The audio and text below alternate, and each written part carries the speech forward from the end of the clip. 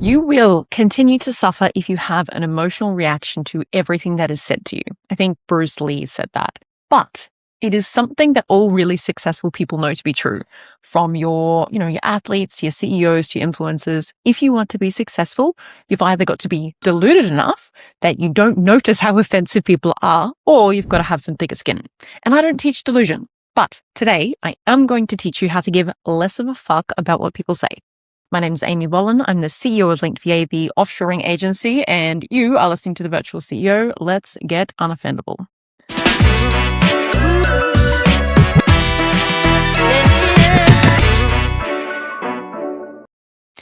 Do you know why people that are hard to offend are so successful?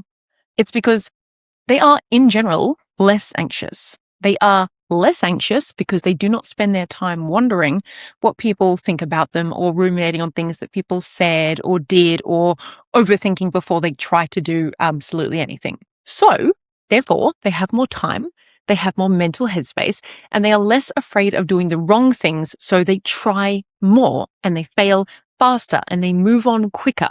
And that kind of thing compounds over time into success. I had a client once who used to get really offended every time someone called him Chris because his name was Christopher. And as an Australian, it is in my blood to shorten everyone's name. So I really had to think every time I said his name. And you know what? Fine, we all have preferences. But if your preferences cause you to make dumb decisions, it is time for you to rethink how attached you should be to them. So in the time that I worked with him, I saw him make these 3 business decisions. 1, he refused to hire someone who was incredibly skilled and a really good fit because they called him Chris and it left a bad taste in his mouth. He fired a video editor who suggested he speak faster to be more engaging on his social media. And then he refused to connect with anyone on LinkedIn because he got 1 negative message. And he doesn't have a business anymore. There will always be someone with an unsolicited opinion or a thoughtless comment or a criticism that stings, because you know what? Humans are assholes sometimes, and that is just a fact. But emotional decisions are not strategic decisions. And every time you let someone get to you, every time you make a call based on how someone or something made you feel rather than what actually makes sense, you're doing far more damage to yourself than the person who offended you ever did, because they have moved on and you are still thinking about it. I heard someone say the other day that the tree remembers, but the axe forgets in regards to something harmful that like their friend or their mother once said to them, something when they were a kid and it shook them to their bones. And the other person had absolutely no memory of it, which is a perfect example of why I hate metaphors, because why the fuck are you being a tree? Like if you get to be anything in this, world of axes, be water. Do you think a river cares if the axe swings? No, it swung, it made a temporary dip in the flow, and then we moved on and we did river things. So how do we become unoffendable? Lesson 1, take the feedback, drop the delivery. And this one is specifically about criticisms, because feedback is probably the number one thing that people take personally, especially at work, and it does not have to be personal. Here's the thing about feedback. There is a very popular opinion that you should only listen to feedback from people who are further along than you, or more successful, or more experienced, or more qualified, or whatever, or, are where you want to be. And I get that logic, and sometimes it is relevant. But if you treat every piece of feedback like, oh, wait a second, is there some gold here that I can sift through, the words and find? And you'll become rich through most pieces of feedback and not just the obvious ones. Because, we are all somewhat qualified to observe things, right? And sometimes the most useful piece of feedback you'll ever receive comes from someone who has absolutely no credentials to deliver it. So, Laura, my colleague, she told me a couple of years ago that I came across really annoyed because my messages didn't contain any emojis or even start with like a good morning. Now, Laura isn't a communications specialist. Laura isn't running a business, but you know what Laura does have?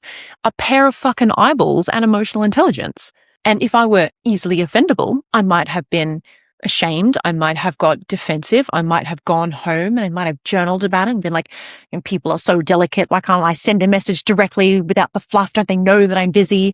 But I'm not easily offendable. And frankly, I have had that feedback before. So, Laura definitely has a point. So instead, I look back at my messages that I sent and I think, well, if I was reading that message cold without any context, without knowing me, could I have added a tone to it that I potentially didn't intend to? Probably, yeah. So what do I do with that? Maybe I just add a smiley face occasionally. Maybe I qualify my communication style to my team up front so that they know, if I'm annoyed, I'll just say so directly. So there's no emoji. That if there's no emoji, it doesn't mean that I'm upset. The skill here is separating the delivery from the content. Some people are terrible communicators. They deliver feedback clumsily at the wrong time, in the wrong tone, in front of the wrong people. And that is a them problem. But buried inside that clumsy delivery, there might be something genuinely useful. And if you get so caught up in how it was said that you miss what was said, you are going to be the one who loses. I was walking in town with a friend once, and a homeless man on several drugs screamed at us from the other side of the road. And he said to my friend, "Nice outfit, dickhead," but in a much worse way. Now, this man had absolutely no qualifications on fashion. He had terrible delivery. He was trying to be offensive, but man, did he have a point. Take the feedback if it lands and ignore the delivery. Lesson number 2 in becoming unoffendable: know whose opinion actually matters. Like I said before, not everyone's opinion deserves your attention. In fact, most people's opinions do not deserve your attention. And learning to tell the difference between the people whose opinion actually counts and the people who are, just noise is one of the most liberating things that you can do for yourself. So I went on a date last week, and this man, who I had known for approximately 30 mils of Prosecco, told me that I was a lot. Now, I do not entirely know what that means. But if my priority was securing a boyfriend at all costs, I may have taken that feedback on. But as it wasn't something I was willing to budge on. I'm not interested in knowing this person better. He certainly wasn't someone that I was going to attempt to change my personality for. Now, if Henry Cavill gave me that feedback on a date, I might feel differently, but who's to say? If a stranger thinks that I am a lot, we can only hope that he finds less, and we move on. It is fodder for the next dinner party and nothing more. So thank you for your service, sir. My friends will find this tale amusing, and drop it. Now, contrast that with someone whose opinion actually matters. Your mentor or your boss or your mum or someone who knows you, has observed you over time, and has the ability to actually impact your success. The mistake most people make is that they apply the same emotional weight to everyone. So the stranger on that date gets the same airtime as the mentor who has known you for 10 years. And that's exhausting. And it is also completely optional. So before you spend another minute ruminating on something someone said to you, ask yourself, is this someone that I need love or respect from? And if the answer is no, we're not talking about it. We're not losing sleep over it. In fact, we are moving on and doing river things. I feel like that's the theme of this podcast, doing river things. Lesson number 3 in becoming unoffendable: sometimes people are offensive because they're assholes, and it has nothing to do with you. People come with their own baggage, right? They have all of their own unresolved stuff, their own biases and blind spots and wounds that they never bothered to look at. And sometimes that comes flying out in your direction and it feels personal because it landed on you. But it was never really about you. You were just kind of in the way. I had a prospect join a Zoom call once who said something fucking racist. And I was not going to sit there and argue with him. I'm not in the business of arguing with idiots. It is not my job to fix people who have not done the work on themselves and have no interest in starting. So I just said to him very calmly, look, thank you. I won't be needing your business at this time. Call ended, headache saved, staff protected, done. Now, I could have spent the rest of the day thinking about it, right? Absolutely. I could have been feeling upset and feeling angry and replaying it and wondering what I could have said differently. Yeah. But here's the thing. I would have been the only one suffering.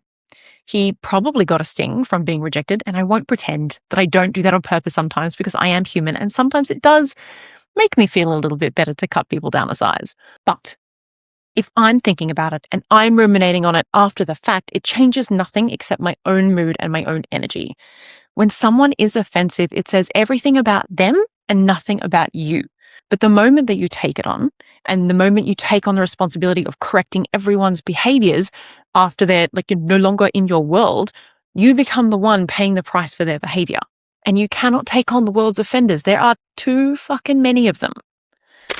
Lesson 4 in becoming unoffendable: give people the benefit of the doubt. People tend to not be tiptoeing around your emotional state. So they are not saying things knowing that it is going to offend you. It is just an unintended byproduct. And if you're sitting there thinking, oh, well, why aren't they thinking about how I take it? I do that for other people. Maybe I don't know, maybe you do, maybe you don't. But don't put your standards onto other people. That is a losing battle. And like, if you want to be the person who overthinks every communication you have with people, that is a decision that you made for yourself. And it is not an expectation you get to put on society, because not everyone has the energy to dedicate to that. In fact, you probably don't have the energy to dedicate to that. So before you decide that someone meant something by what they said, ask yourself whether there is a simpler, more innocent explanation, because there almost always is. People are busy and distracted and tired and not nearly as focused on you as you think they are, which is both humbling and honestly extremely freeing. Most of the time, it's not personal. It just feels personal. I used to get so offended. That my boss would try and explain really simple things to me, or explain situations that I already knew about, because I was like, do you think I'm an idiot? I just said that to you. Like, why are you repeating it back to me like it's news? Until one day, I realized that he just needed to say it out loud to make it make sense to him and help organize his thoughts. And in actuality, he considered me a safe place to do that, which is a fucking compliment. But I spent years being offended by it instead, which is a waste of energy. Which brings me to lesson 5, in being unoffendable. Be an energy Scrooge. Think of yourself like a computer with a limited amount of RAM. You only have so much processing power in a day. And every time you get offended, every time you're ruminating, every time you are replaying a conversation at 2 a.m, wondering what do they actually mean by that? You are spending your energy, right? And once it's gone, it's gone. So like, when you look at your day or your week or your fucking life, how much of that processing power have you burned on things that ultimately did not matter, things that did not change, or people who did not notice, or situations that resolved themselves anyway? And what could you have done with that energy instead? Could you have become more successful? Could you have, got a 6-pack, learn the guitar? I don't know what you want to do. So think carefully about what actually deserves your attention, because feeling constantly offended is expensive. It costs you time, it costs you energy, it costs you relationships and opportunities. And honestly, most of the things that triggered you this week will not matter in a month, so spend it wisely. If you have made it this far, you are legally obliged to hit like, subscribe, and feel free to comment any other tips that helped you to become unoffendable. And if you are in the market for an offshore assistant to optimize your business operations, feel free to book a call at linkva.com. There is a link in the show notes. Otherwise, I will see you next time.